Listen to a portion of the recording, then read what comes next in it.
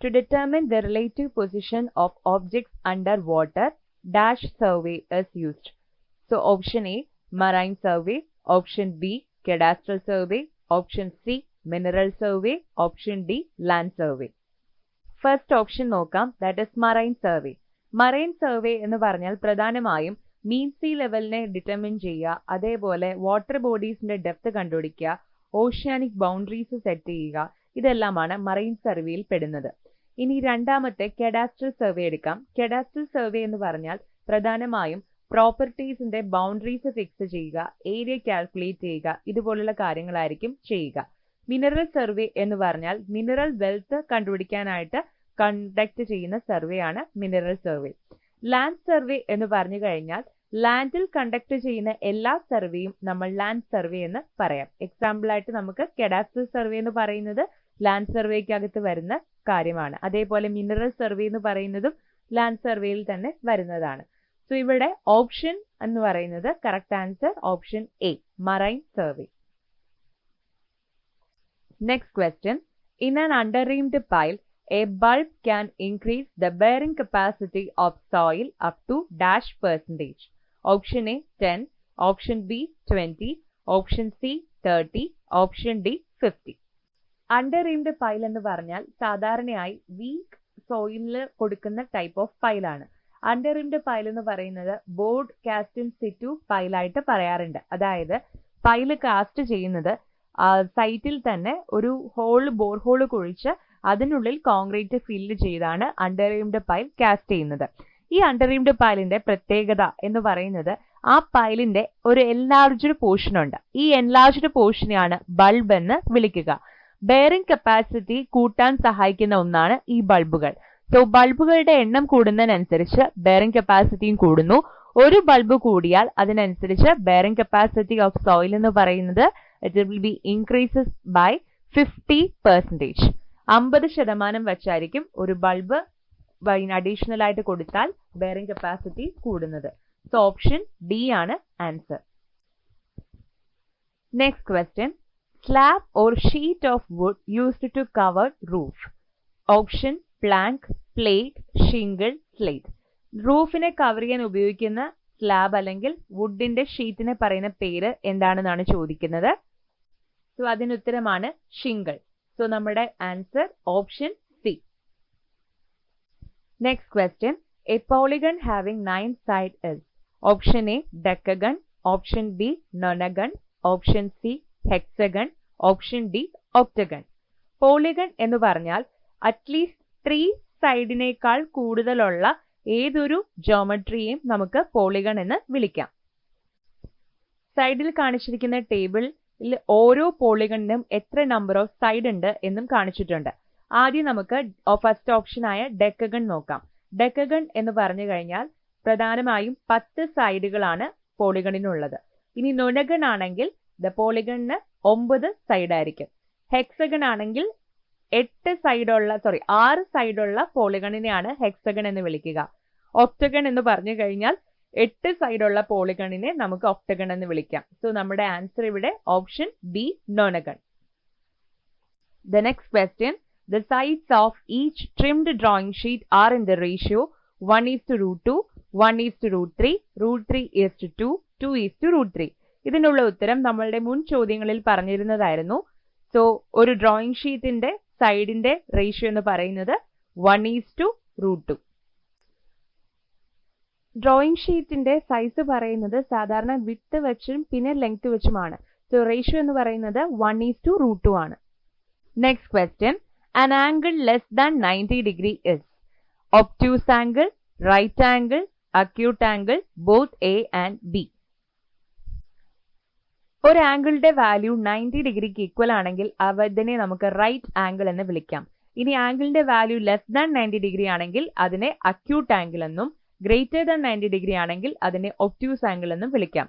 So ഇവിടുത്തെ ചോദ്യത്തിന് ഉത്തരം എന്ന് പറയുന്നത് acute angle, option C. Next question. The ratio of the symbol of orthographic projection either first angle or third angle is. Option 1:2:3, 1:2:4, 1:3:6, 1:4:8. അപ്പോൾ orthographic projection എന്ന് പറഞ്ഞു കഴിഞ്ഞാൽ നമുക്ക് രണ്ട് രീതിയിൽ പറയാം. ഒന്ന് first angle orthographic projection and third angle orthographic projection. First angle orthographic projection എന്ന് പറഞ്ഞു കഴിഞ്ഞാൽ XY ലൈനിന് ബിലോ ആയിരിക്കും പ്ലാൻ വരിക, XY ലൈനിന് എബോവ് ആയിരിക്കും എലിവേഷൻ വരിക. ഇനി തേർഡ് ആംഗിൾ പ്രൊജക്ഷൻ എന്ന് പറയുമ്പോഴത്തേക്കും നേരെ തിരിഞ്ഞായിരിക്കും വരുന്നത്. XY ലൈനിന് ബിലോ എലിവേഷനും XY ലൈനിന് എബോവ് പ്ലാനുമായിരിക്കും വരിക.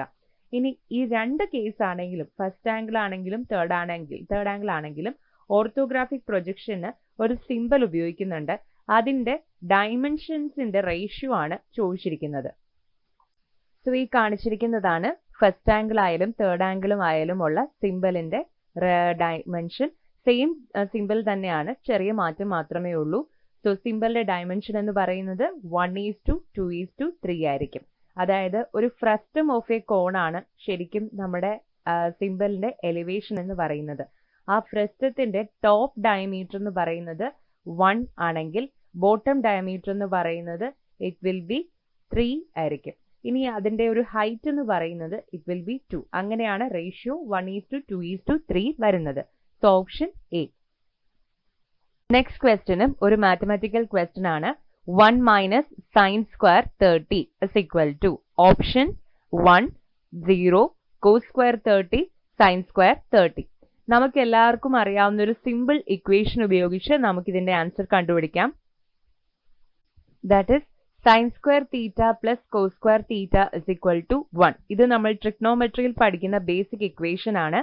സോ cos square theta എന്ന് പറഞ്ഞു കഴിഞ്ഞാൽ നമുക്ക് എഴുതാം is equal to 1 minus sin square theta. ഇവിടെ തീറ്റ എന്ന് പറയുന്നത് 30 ഡിഗ്രി ആണെന്ന് മാത്രമേ ഉള്ളൂ. സോ നമ്മുടെ ആൻസർ എന്ന് പറയുന്നത് 1 minus sin square 30 is equal to cos square 30. So answer option C.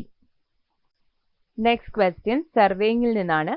The direction indicated by a freely suspended and properly balanced magnetic needle is option A true meridian, option B arbitrary meridian, option C magnetic declination, option D magnetic Meridian.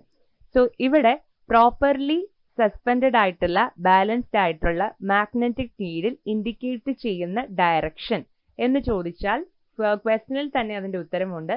It is magnetic Meridian എന്ന് പറയുന്നതാണ് നമ്മുടെ ഉത്തരം. So option D. ഇനി ബാക്കിയുള്ള ക്വസ്റ്റ്യനും ഓപ്ഷനും കൂടി നോക്കാം. First one true Meridian.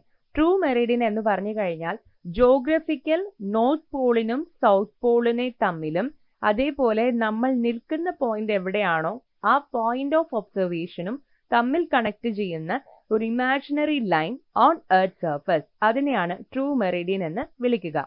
ഇനി ആർബിട്രറി മെറിഡിയൻ എന്ന് പറഞ്ഞു കഴിഞ്ഞാൽ നമ്മൾ സർവേസ് എല്ലാം കണ്ടക്ട് ചെയ്യാൻ നേരത്ത് ഏതെങ്കിലും ഒരു പെർമനന്റ് ഓബ്ജക്റ്റിൽ റെസ്പെക്റ്റീവ് ആയിട്ട് നമ്മൾ മെറിഡിയൻ കണക്ട് ചെയ്യുന്നു. അതിൽ കൂടി പാസ് ചെയ്യുന്ന മെറിഡിയനെയാണ് ആർബിട്രറി മെറിഡിയൻ എന്ന് വിളിക്കുക. മാഗ്നറ്റിക് ഡിക്ലിനേഷൻ എന്ന് പറഞ്ഞു കഴിഞ്ഞാൽ നേരത്തെയുള്ള ക്വസ്റ്റനിൽ തന്നെ പറഞ്ഞിരുന്നതാണ്. നമ്മുടെ ട്രൂ മെറിഡിയനും മാഗ്നറ്റിക് മെറിഡിയനും തമ്മിൽ മേക്ക് ചെയ്യുന്ന ആംഗിളിനെയാണ് മാഗ്നറ്റിക് ഡിക്ലിനേഷൻ എന്ന് വിളിക്കുന്നത്. ഇനി next question. Four bearing of A line A B is 154 degree and back bearing is 334 degree. Then the error is option A 0 degree, option B 26 degree, option C 64 degree, option D none of this.